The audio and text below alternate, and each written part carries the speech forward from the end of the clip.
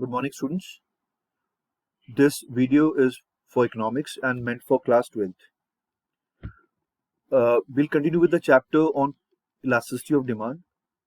In my previous videos, I've already covered price elasticity of demand, and today we'll be discussing income elasticity of demand. So, income elasticity of demand, when we talk about, we are talking about how sensitive the demand is, how responsive the demand for a product is towards a change in the income of the consumer.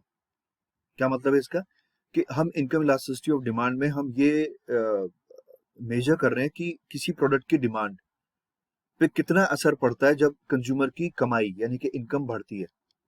ठीक है, अब जैसे मान लो salt और sugar की बात करें, तो अगर इनकम बढ़ेगी तो जो कंज्यूमर है वो ज्यादा सॉल्ट या ज्यादा शुगर कंज्यूम नहीं करने लगेगा। हाँ, वो बात अलग है कि जब इनकम बढ़ेगी तो पहले वो लेट्स से एक पैकेट नमक का कमाई कम थी उसकी, तो एक पैकेट नमक का या आधा किलो चीनी ला रहा था और जब दोबारा जरूरत पड़ती तो दोबारा ला रहा था। तो जब इनकम बढ़ेगी तो वो एक ही साथ लेट्स से 3 पैकेट ला के रख देगा घर में, 2 किलो चीनी ला के स्टोर कर देगा। बट इनकम और बढ़ी तो ऐसा नहीं होगा कि वो पूरा बोरा नमक का या पूरा बोरा वो चीनी का घर में लाकर रख देगा। ये मैंने पहले भी समझाया था। ये मैं बात कर रहा हूँ इन एक्सपेंसिव नेसेसिटीज की, सस्ती इसेंशियल गुड्स जो हर कोई यूज करता है। तो बेटा इसमें ये होता है कि इनकम बढ़ेगी, जब मान लो बहुत पुअर कंज्यूमर है, जब उसकी इनकम थोड़ी बढ़ेगी तो क्वांटिटी डिमांडेड थोड़ी बढ़ेगी, लेकिन एक लेवल के बाद जब इनकम और बढ़ेगी तो वो ये चीजें ज्यादा नहीं खरीदेगा, कांस्टेंट हो जाएगी डिमांड। तो इस केस में क्या है, जो रिस्पॉन्सिवनेस है डिमांड पर वो बहुत ही कम है, किसका, इनकम का। ठीक है, on the other hand take luxury items like sofa set हो गया, टीवी हो गया एंड फैशनेबल ब्रांडेड क्लोथ्स हो गए, ब्रांडेड शूज हो गए। ठीक है, अदर थिंग्स, नॉर्मल गुड्स की बात कर रहा हूं मैं। तो वहां पर क्या होगा कि जब इनकम बढ़ेगी, when the age the income rises, a consumer would like to buy more branded shoes or more branded clothes. Okay, more comforts and luxuries basically. Example, drawing room में एक सोफा है अभी किसी के, तो अब उसकी इनकम बढ़ गई तो एक और सोफा लगा लेगा, सोफा सेट ही बाय। ओके, अभी घर में एक टीवी है तो इनकम बढ़ गई तो सोचेगा यार बेडरूम में भी एक टीवी लग जाए, 2 बेडरूम है तो 2 बेडरूम में वो 2 टीवी और खरीद लेगा। It's like that. So for comforts and luxuries की बात करें तो जब कंज्यूमर की इनकम बढ़ती है तो कंफर्ट्स एंड लग्जरीज पर असर जो पड़ता है इनकम का वो ज्यादा पड़ता है। तो हम कहेंगे कि income elasticity of demand for comforts and luxuries जो है वो हाई है, but income elasticity of demand for inexpensive necessities like salt and sugar and matchbox is low. ठीक है, अब I hope the concept idea लग गया क्या बोलना चाह रहा हूँ। Now understanding is important. Now let's go as far as definition is concerned. This you have to learn. Income elasticity of demand measures the degree of responsiveness of the quantity demanded of a commodity to a change in the income of the consumer. तो मैंने concept आपको समझा दिया।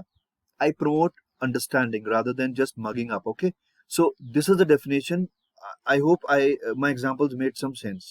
Okay, now here are the two formulae. First one is, first one is basically EY. Now earlier for price elasticity I was using EP. EY in economics, Y stands for income. So EY symbolizes income elasticity of demand is equal to, as you can see the formula, percentage change in quantity is the numerator, children.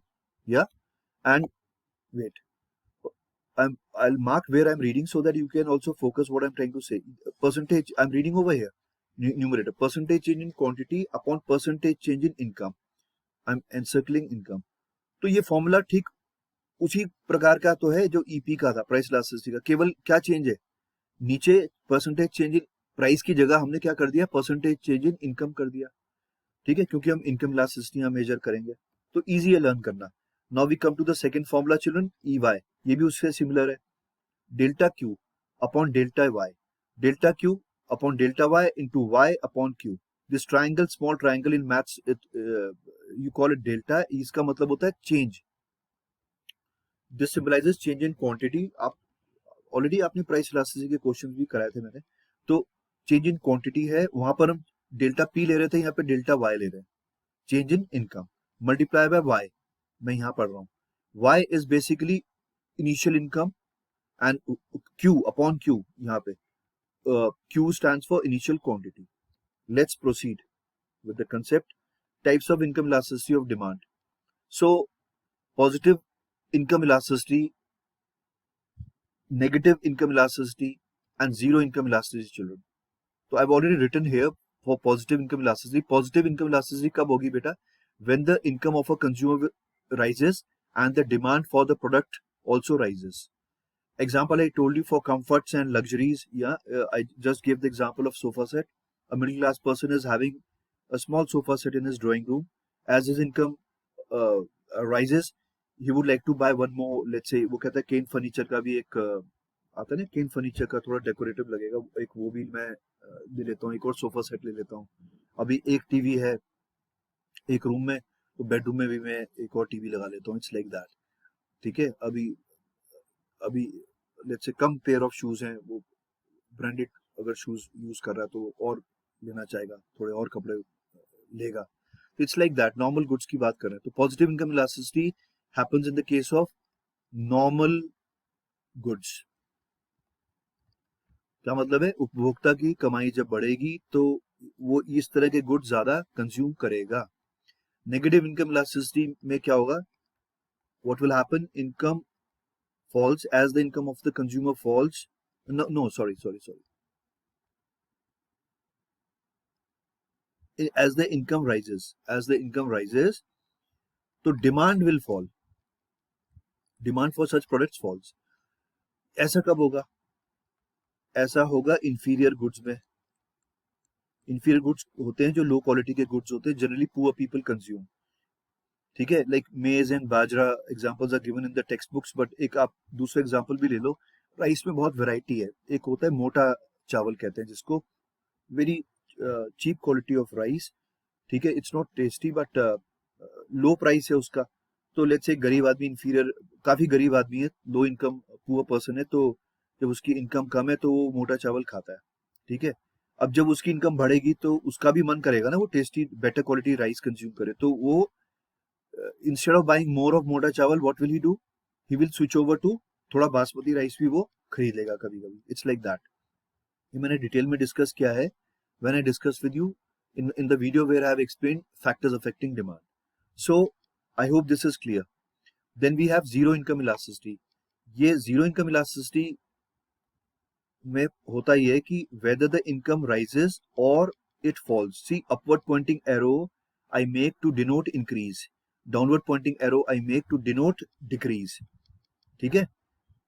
तो income consumer की बढ़े या कम हो, demand जो product की है, किसी product की, उस पर कोई असर नहीं पड़ रहा. एंड कांस्टेंट है वो. कांस्टेंट को मैं कैसे सिंबलाइज करता हूँ?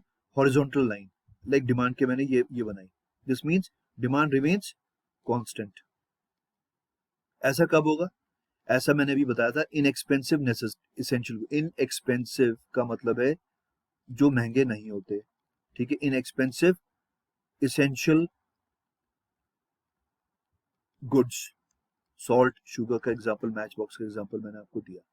तो these are the three types of income elasticity of demand. Fine. Now let's proceed with the discussion. Now I will encircle here. आगे जो डिस्कस करने जा रहा हूं मैं, बेटा यहां ध्यान दो. पॉजिटिव इनकम इलास्टिसिटी का जो कंसेप्ट है ना, ये जो नॉर्मल गुड्स के लिए है, ये वाला, इसकी 3 कैटेगरी है. तो अब जो नेक्स्ट स्लाइड है उस पर मैं वो डिस्कस कर रहा हूँ. नेक्स्ट स्क्रीन पे ये लिखा हुआ है मैंने. Positive income elasticity for normal goods can be classified as income elastic demand, income inelastic demand and unitary income elasticity. ठीक है. इनकम इलास्टिक डिमांड कब होगा बेटा? जब percentage change in quantity demanded will be greater than percentage change in income.